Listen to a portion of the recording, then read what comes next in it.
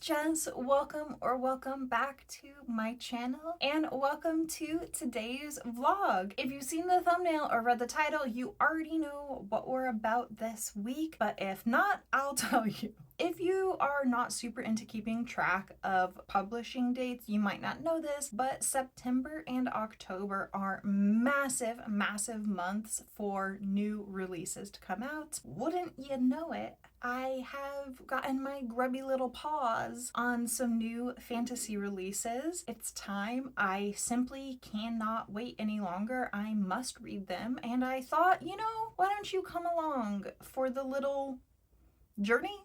Trip? I don't know. We're not really going anywhere. I'm gonna talk to you from my house. So hello and welcome to the vlog. I actually have several new fantasy releases, but I don't think I'm gonna get to all of them this week. So I have picked out two that I want to prioritize. The first being Lady Macbeth by Ava Reid. This will be my first time reading Ava Reid and I'm so excited for this. I've been looking forward to this actually since the beginning of the year. Macbeth is such an interesting play. I love it. Now, take that with a grain of salt because I have not read Macbeth since high school. We're dealing with some older, ancient memories. Why did I say that like I was like Gandalf or something? I don't know. Whatever. I do plan on reading Lady Macbeth. If you can see, I actually have put my bookmark in here. This is the one that I do plan to start with this week. It's just under 300 pages. It should be a nice quick read, and I think that reading the Scottish play with a witch main character is just going to be the absolute perfect thing for an October read. Along with that,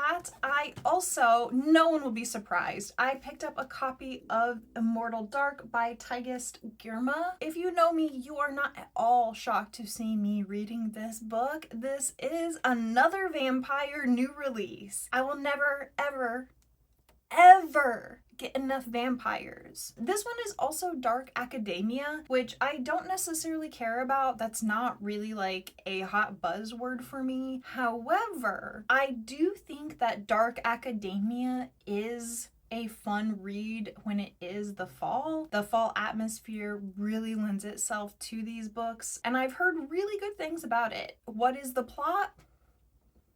I don't know, couldn't tell you. We're gonna find out together though. So those are my plans for the week. Welcome to the vlog. I hope that your week is going well and I'll talk to you soon.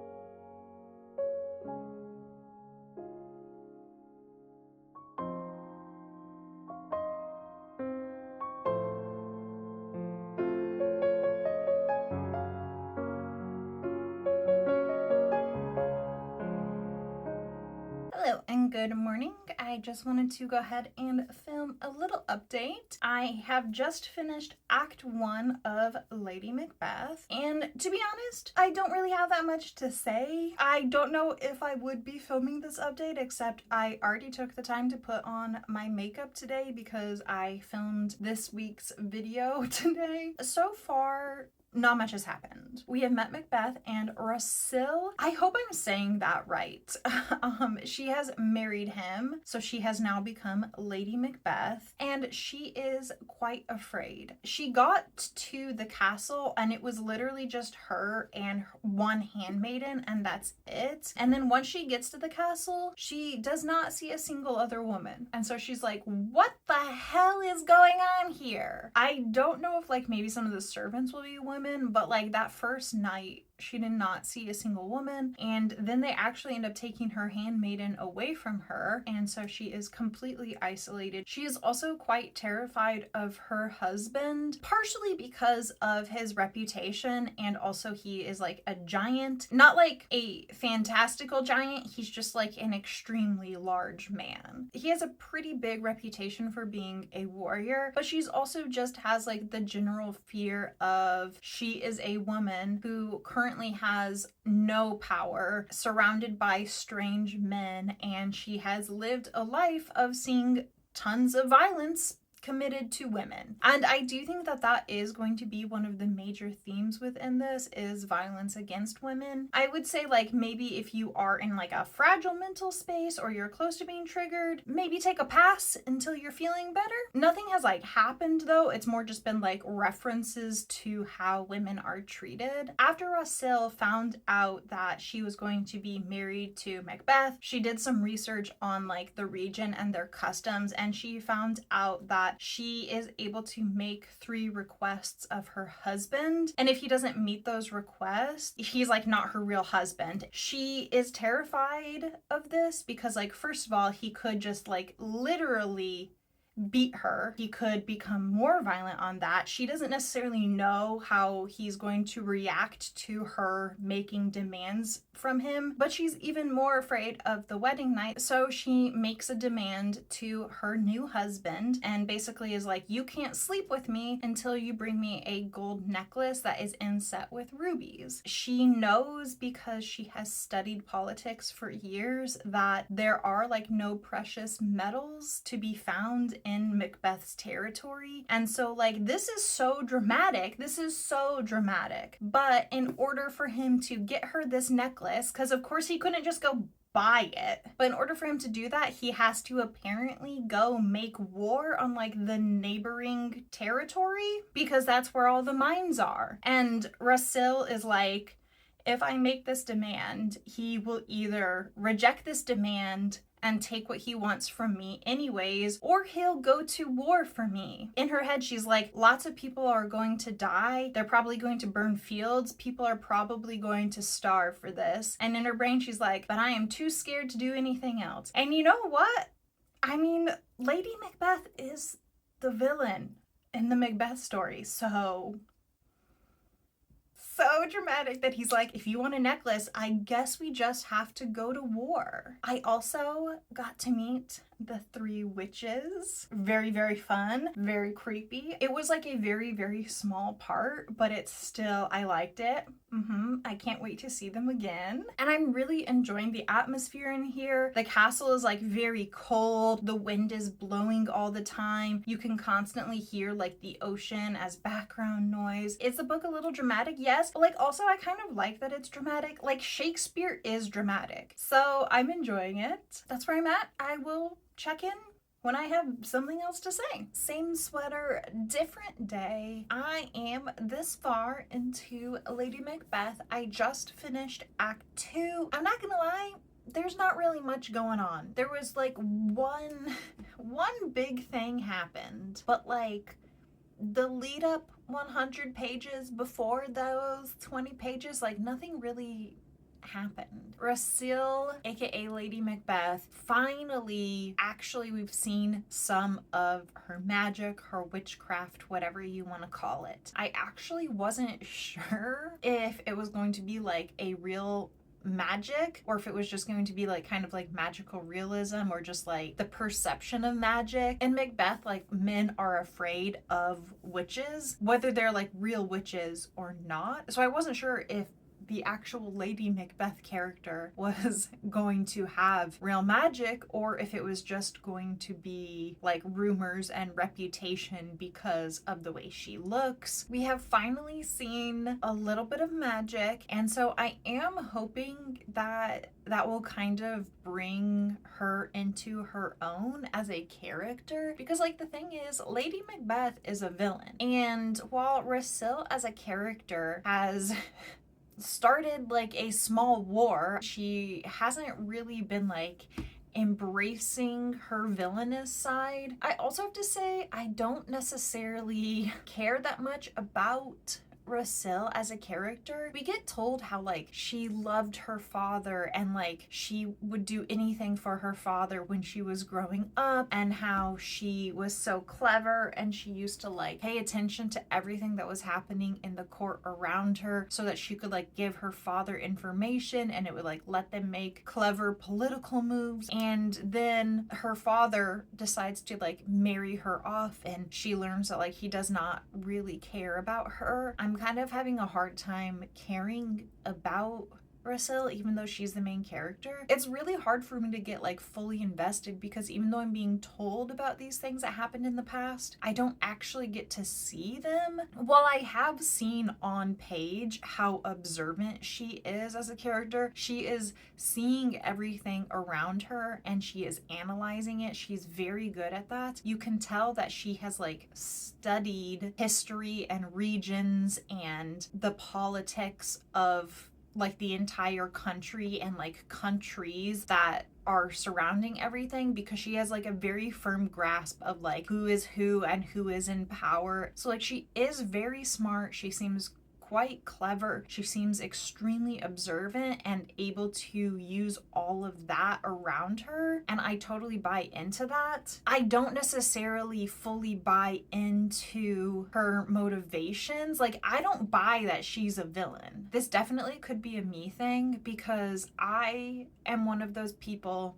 that really likes spending time with characters and getting to know them so that I can like fully buy into who they are. And there's just not enough page count for it to happen in this. In order for me to buy into a villainess and then root for the villainess to go do like evil things, I need to be connected to her as a character, and I'm just not there. I'm hoping now that we've gotten more magic involved that like maybe things will move forward. Maybe I'll get more connected with Lady Macbeth. Everything so far that Lady Macbeth has done has really just been motivated by fear. And like that is a valid motivation for a character, you know, like they're trying to survive in the situation that they are in. And I have read those stories before and I really liked them. But like for Lady Macbeth, I want something more than fear motivating her, you know what I mean? Otherwise, it's gonna be like a really depressing story. Is the whole story gonna be like, oh, remember this like really powerful villainess? Yeah, that's just like the man's version. The woman's version of the story is she was just really, really terrified. And so,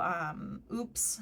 Is that kind of like logical? Is there like a certain realistic point of view there? Yeah, but I don't know that it's going to make for a good story. I also find it interesting too. It could be because I forgot this, because it's been years since I read Macbeth, or it could be because I was a teenager when I did read Macbeth. But in this, Lady Macbeth is 17 and she says her husband is almost twice her age. I didn't realize that she was a teenager, and I'm wondering, like, in the Shakespeare Macbeth, is she also a teenager there? In my brain, both of them were like 30-year-old adults. But like your perception of how old people are when you're a teenager is very, very skewed. Like I might just have forgotten. It might also be like a creative choice that Ava Reid made as a way to like make Rasil's fear and need to survive and her struggle with the fact that like her father never cared as much as she thought he did. Like she might have just aged her down for plot purposes. That's where I'm at right now. The writing is beautiful. The atmosphere is fantastic, but everything else about the story is kind of like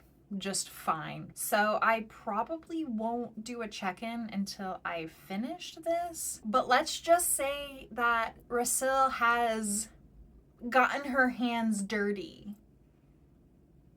And I'm hoping that she comes into her power and starts to have a little bit more agency. I will talk to you later. Well, this is awkward. I finished Lady Macbeth and I'm giving it 2 stars.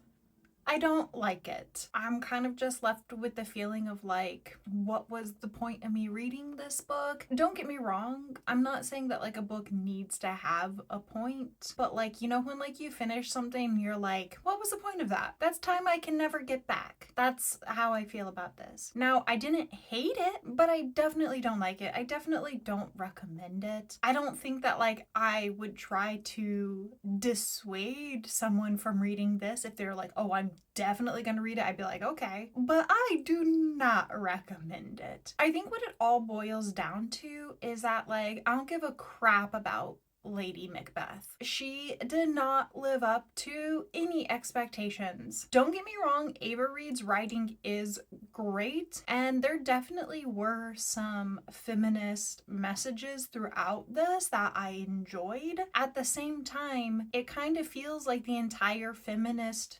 retelling was undermined by the character of Lady Macbeth. And on one hand, you try to like be a little bit lenient because she's this 17-year-old girl. She does not have very much life experience. To her credit, she is very smart and clever. Maybe there wasn't enough time to spend inside Lady Macbeth's head, but first of all, I felt like probably 60% of the time, Rasil, aka Lady Macbeth, was just kind of like reacting to things around her. And I feel like even though she was in a position where she did not have very much power due to the nature of society and where she is and the fact that she is like a foreign young bride. So she doesn't have very much power, but even taking that into consideration, I feel like she just didn't really have very much agency within the book. Like there were a couple times where I think she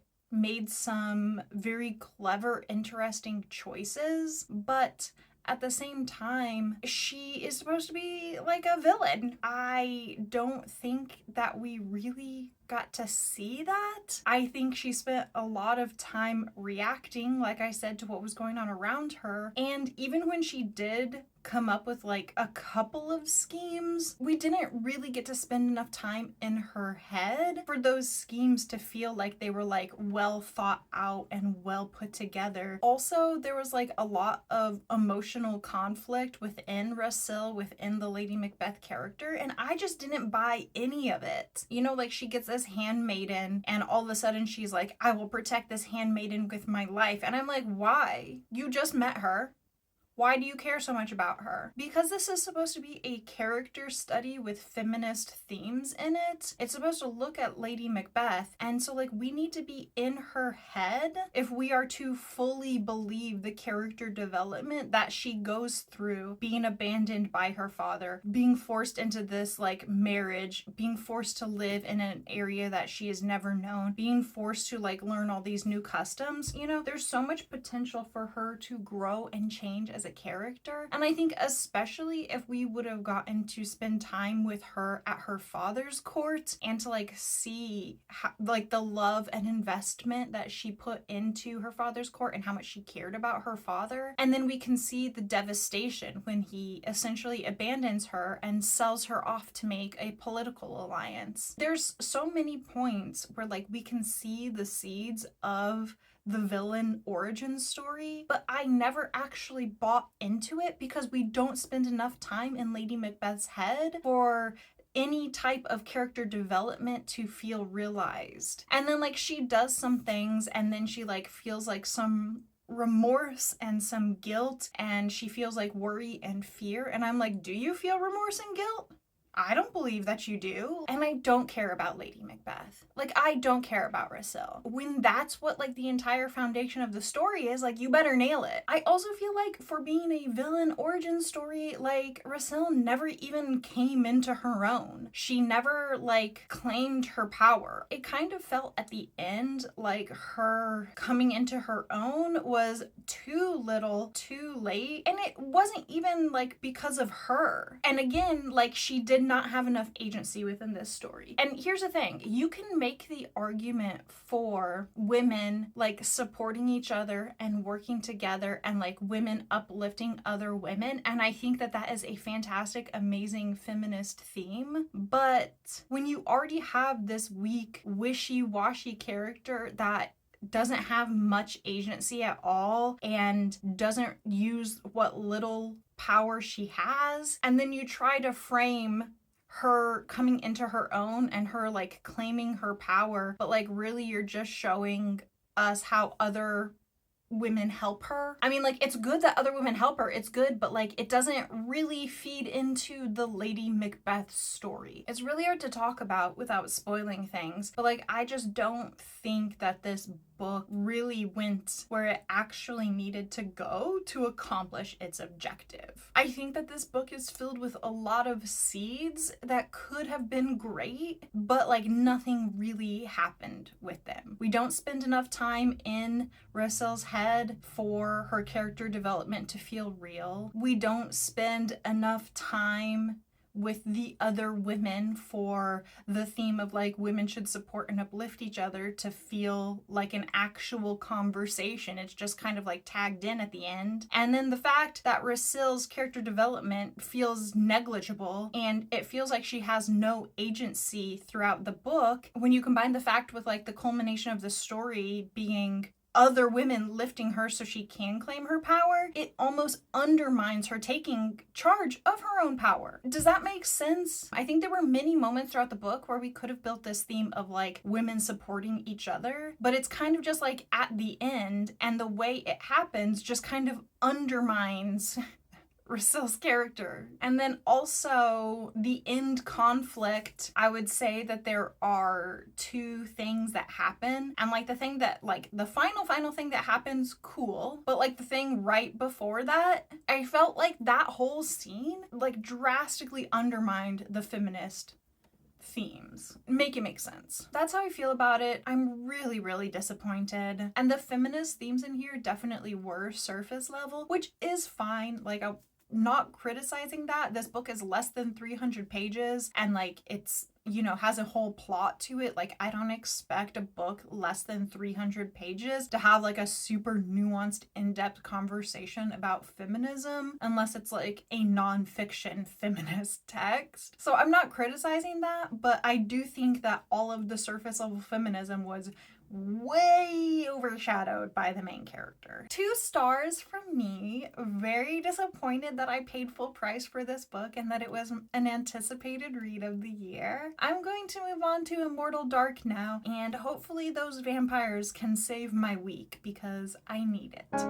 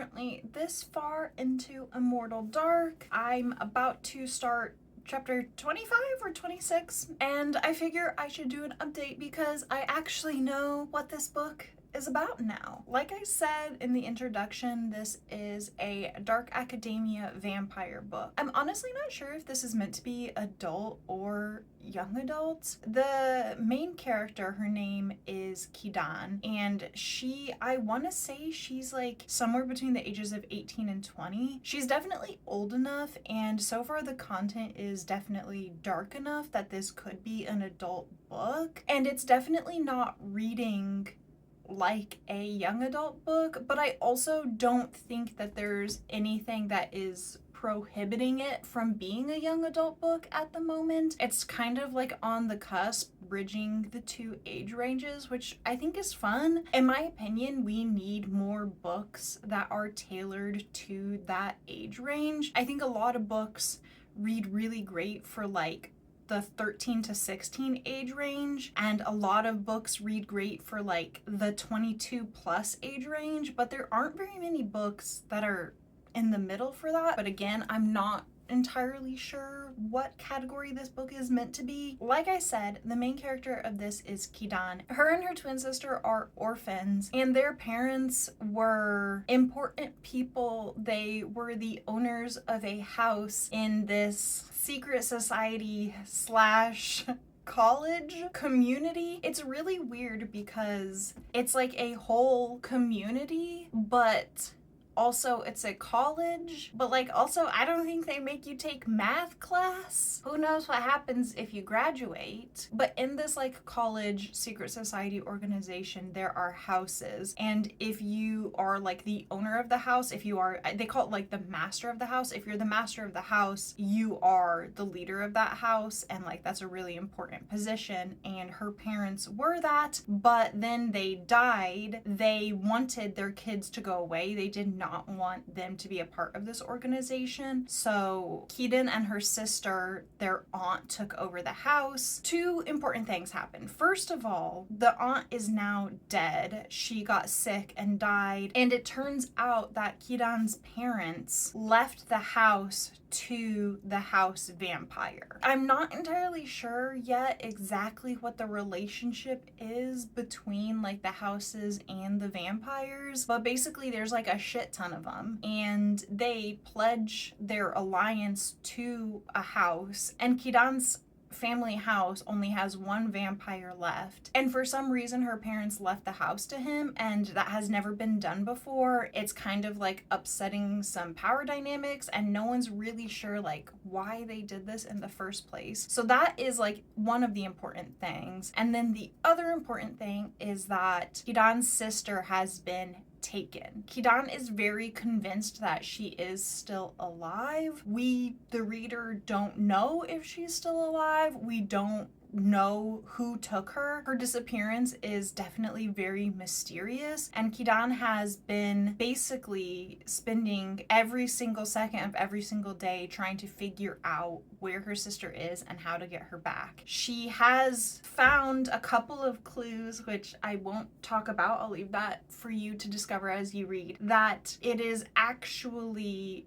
her family's house vampire that has taken her sister. She's fully convinced of this. We don't necessarily know for sure that that's true, but Kidan is 100% convinced of this. And so because the house vampire, he is inheriting the house, but the school and like the secret society, they don't want him to because it'll upset the power balance. And Kidan also wants to find her sister, and like all the clues are leading to this secret society. The dean of the college slash like leader of the secret society, I don't know, like it's kind of a weird power structure. I don't really know how exactly everything is run. She tells Kidan that if she comes to the school and begins attending classes and she lives in the house, then she can prevent the vampire from inheriting it. She can contest the will, but she has to take these specific classes and she has to pass them. They're like classes meant to make someone capable of being like a leader within the house, being the master of the house. Like, honestly, the house is super, super cool. It's one of my favorite parts because it's like sentient. It's not like intelligent, but like it knows and it can like read the people within the house. The house has magic, and so it kind of like lets the author play with reality a little bit, and you're not necessarily sure what is real. Maybe it's a hallucination, maybe it's just magic. It makes things quite interesting. Kidon has already confronted the house vampire. His name is Susenyos. Honestly, at this point, I have basically just like a lot of questions. I'm not learning enough about the world to be satisfied. There have been several times where like a character will say something and I'm like, okay, but why? Is it the rule because those are like the physical limitations of magic? Is it a rule because like society norms? It could just be a case of like, this is a debut novel, and so sometimes world building is not that great in debut novels. Even though there are a lot of questions I have, the intrigue is super, super high. I really want to keep reading. Like, I really want to get back to this book. I want to turn these pages. I want to know what's going to happen. And also, I'm loving the characters. Kidon is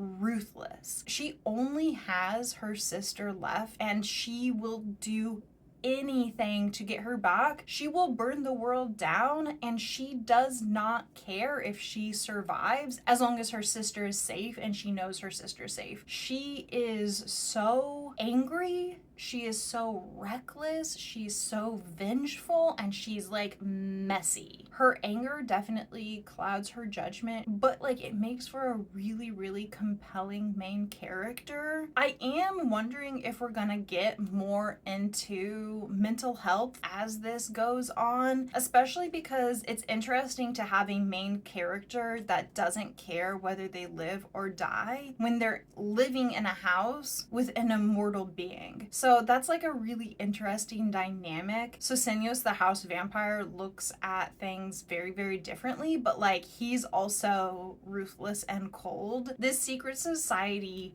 does not raise kind, compassionate people, and it does not foster that in its environment. So like, I'm not surprised that Susenyos is very, very cold and calculating. He just knows so much more. Like, he has lived in this secret society for so long. He has pledged his like loyalty to this house, and he has been with them for years and years. So he knows so much more about this world. Kidon does not trust him enough to like try to learn from him. He spends a lot of time kind of like making her look foolish. He also like wants to run her out of the house because if she fails out or if she leaves the school, then he will inherit the house. And so he's like, well, I'm not gonna help you. Like, you accused me of kidnapping your sister and you're in the way for what I want. So like, why would I ever help you? Honestly, the two of them are so compelling. It's so interesting. It is also interesting to see how destructive Kidon is. Like, there are times when like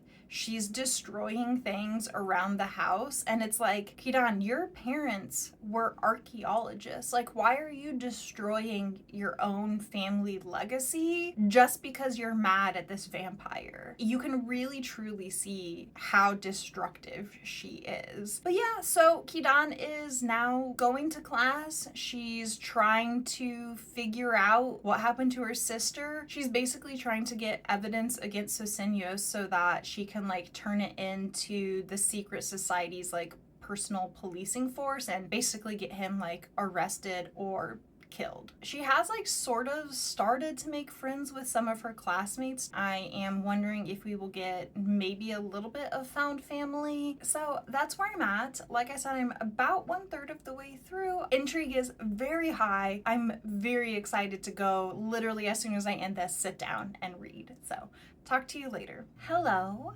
I got my hair done today. I also finished Immortal Dark. It's great. I think overall I'm gonna give this 4 stars. I think it is just like a really awesome novel, but I do think that there were like a couple of issues with it. The issues, I think, all boil down to this being a debut novel, and I think Tigest Girma just has not gotten their craft developed to the point where this could have been a full 5-star. But I want to make it clear that when I compare this to other debuts, it is outstanding. And I also don't think that a debut needs to be like a perfect book. I also think that the issues that I personally had with this book, I genuinely don't think that they're actually going to bug other readers. I think all my issues with this book could probably be boiled down to some weaker world building. And I don't want you to think necessarily that the world building overall is weak. There definitely is some really solid good world building in this book, and I did enjoy that. But there were some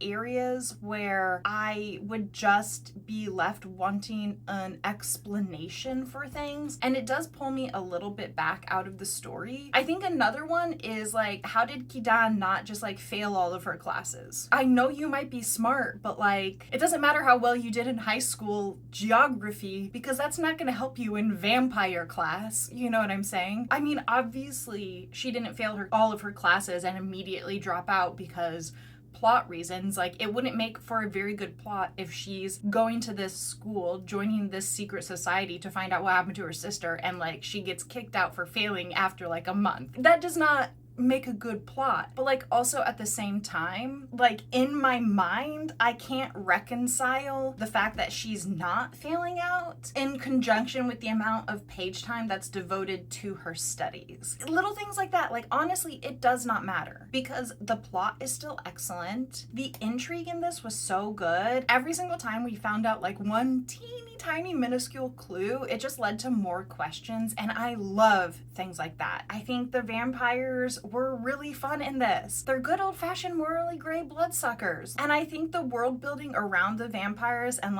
the legends and how you kill them and stuff, I'm actually curious to know whether they're based off of real vampire lore from Africa, because pretty much every culture throughout history has some type of vampire lore, and it's one of the reasons that I love vampire stories, because it's a universal human story. But I really, really liked the lore that was built in here. It made the vampires interesting. I liked the history that they brought to the story. Very fun. So all in all, my issues with the world building are so negligible. I also know that a lot of readers are not gonna care about the same things that I do. A lot of people don't really care as much about world building as I do. I also think Kidan is a fascinating character.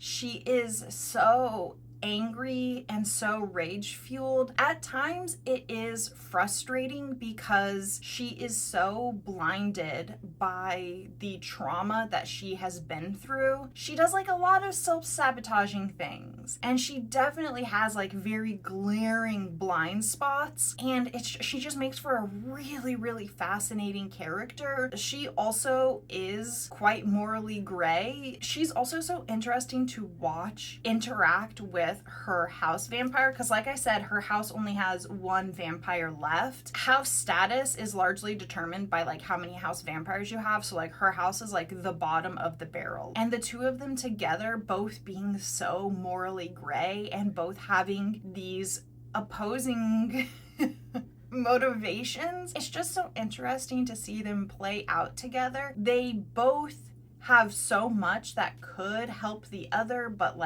can they ever trust each other? Kidan is a fantastic character. I cannot wait to see how things move forward. Now, I don't know if moving forward we will get more into this, but I did want to mention that if you're looking for a dark academia that is going to provide critique about the education systems and academia and the exclusivity and the privilege in that, this book is not going to give you that conversation. There is a little bit of it sprinkled in here, don't get me wrong. And again, I don't know what's going to happen in book 2, but this is definitely a dark academia in the sense that the studies are dark. We are dealing with ethics and morality in a dark setting, talking about vampires and like dark magic and stuff like that. I know a lot of people read dark academia for the conversations and for the social commentary about like these big institutions and the problems and the elitism that go on in there. And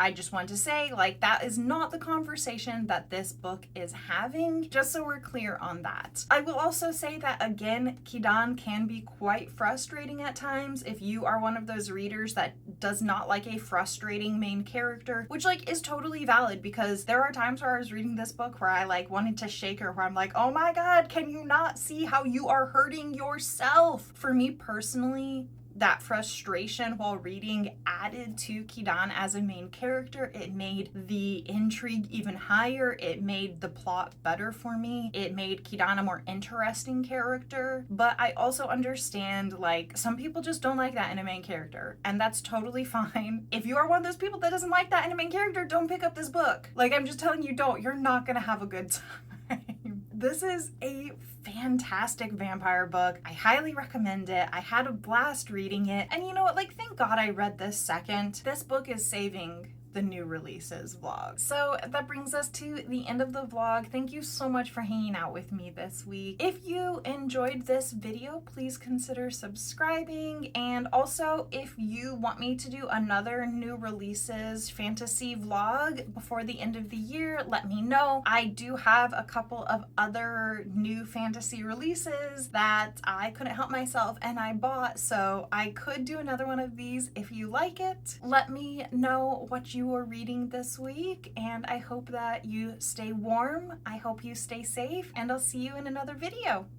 Goodbye!